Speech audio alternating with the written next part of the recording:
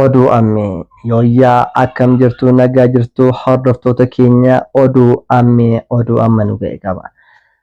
Oduu keenya har'aatiin mariin biyyaalessaa mootummaa naannoo Itoophiyaa fi ABO jidduutti godhamaa ture yookaan marii torbee darbe kana keessa Taanzaaniyaatti godhamaa ture har'a goolaba jalqabaa argate.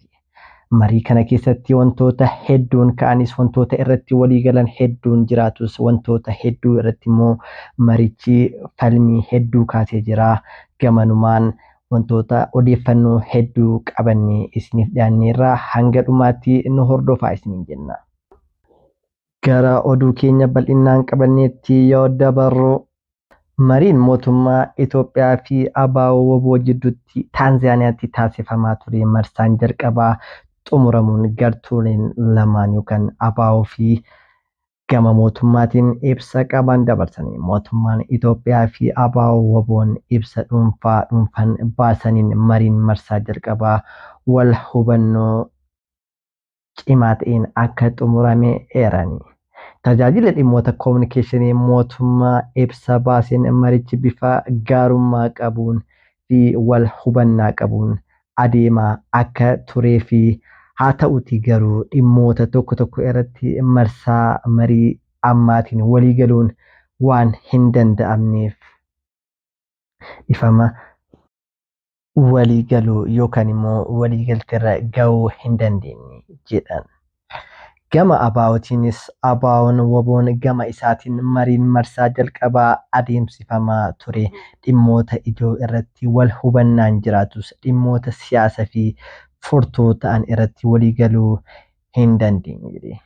Kana jechuun qaamni lamaanuu yookaan immoo karaa mootummaatiinis gama ABO'tiinis wanti ifaan ifatti irratti walii hin galle yookaan immoo wanti yaadni isaan irratti walii galuu dadhaban yookaan immoo yaada ABO'n mootummaaf dhiyeesse mootummaan immoo ABO irraa fudhachuu dhabuudhaa fi yaada mootummaan ABO'f dhiyeesse ABO'nis akkasuma irraa fudhachuu dhabu yookaan immoo wal dhabdeen akka jirtu ifaan ifatti agarsiisa.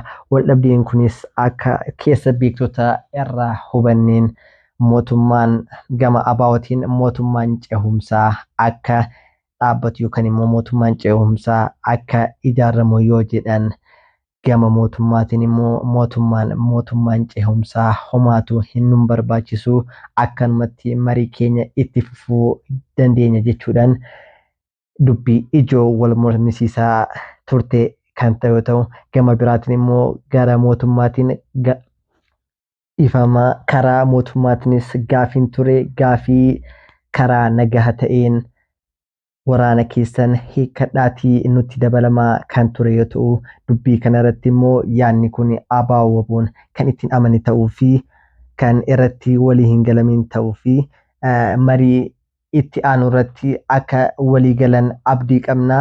Gama lameeninuu mariin ture marii hedduu bayeessa fi marii wal hubannaa guddaa uume ta'us garuu immoo qabxii ijoo qabxii dhumaa irratti yookaan guyyaa dhumaa goolaba marii kana irratti qaamni lameenuu walii galuu kan immoo wal dhabuu danda'an jechuudha. Wal waraansa Oromiyaa keessa jiru karaa waaraa ta'ee fi nagaatiin dhaabsisuuf gartuuleen lameenuu marii itti fufuu barbaachisu ta'uu irratti walii galuun gartuuleen lameenuu ibsa baasaniin beeksisaniiru. Kana jechuun gama lameeninuu wal waraansii fi walitti bu'iinsi Oromiyaa keessatti fi Itoophiyaa keessatti akka dhaabatuuf mariin itti aanu akka barbaachisuu fi qabxiilee irratti walii galuu danda'an irratti akka itti deebi'anii marii bal'aa ta'e godhaniif eeruu fi lameenuu akka irratti walii galan beeksisanii jiru. Kana malees rakkoo jiru karaa nagaan furuuf kutannoo qabaachuu irratti deebiin ibsaniiru. Gama biraatiin waa'ee marii kanaan wal qabatee wantoonni yookaan immoo oduuleen hedduun bayaa jiranii akka miidiyaa irratti argaa jirrutti namoonni hedduun mariin fashalaa'eera mariin adda bittinnaa'eera jedhanii yoo miidiyaa irratti sirban argaa jirra.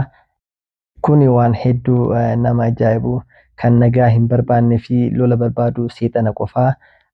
Namni akkana jedhu yoo fi namni miidiyaa gubbaa taa'ee marii fashalaa'eeraa hedduu namatti tola. Maal jedhee gammachuu labsatu nama hedduu nama ajaa'ibu. Gara biraatiin beektonni Oromoo hedduun waa'ee araarichaa fi waa'ee maricha ture irratti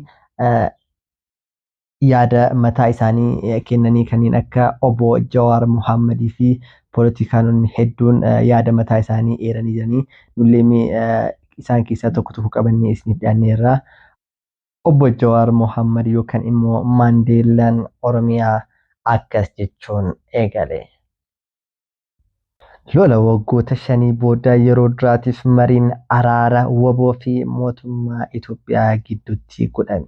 Dhimmoota tokko irratti walii galamuu baatus wal hubannaan gaariin uumamuu ibsa gama lachuun baheerraa ni hubatama. Haaluma kanaan marii marsaa itti aanu gochuuf walii galuu isaaniis agarra. Hawwiin uummata keenyaa walii galtee guutuu nagaa buusuu dhagayuu ta'us bu'aan marii kanarraa argames gaariidha. Hammasifamuu tarkaanfilee jechaa fi gochaan bu'aa piroogires marii marsaa kana irratti argame of duuba deebisan irraa gamilachuu of qusachuu barbaachisaadha. Kana jechuun wantoota qaamolee lamaan kana gidduutti garaagarummaa uume salphisuu fi karaa waliigalteetti deemuu qaban yaada akkas jedhu of keessaa qaba. Itti aansuunis inumatu hojiilee daran walitti dhiheessuu fi fayyadan dalagutu irraa eegama jedhee gameessi fi beekan kun.